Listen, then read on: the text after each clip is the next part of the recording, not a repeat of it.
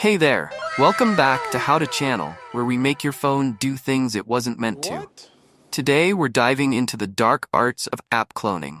You know, because one of something is never enough, especially when it comes to stalking your ex on multiple social media. Let's get started.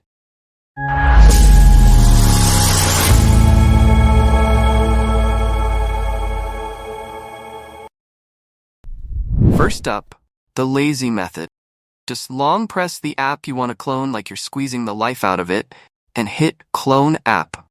Boom! Now you've got two of the same app, just like when you accidentally swipe right on Twins. If this worked, you're good to go. If not, well, welcome to the struggle.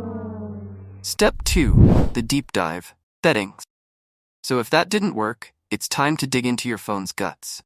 Head over to Settings and scroll down to Application and Permission, or whatever weird label your phone manufacturer decided to use this week. If you don't see that, just search for Clone App or Dual App. Trust me, it's in there somewhere, like your dignity after that last Tinder date. Once you find it, flip that switch, and bam, you've got your clone. Step 3. No built-in clone? No problem. Now, if your phone doesn't have this feature, don't panic yet. I've got you covered. Head to the Google Play Store and search for Clone App. Install the app called Clone App, Dual App Clone Space.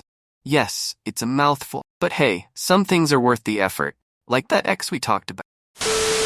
Once it's installed, you can clone any app you want, no questions asked. And there you have it, folks.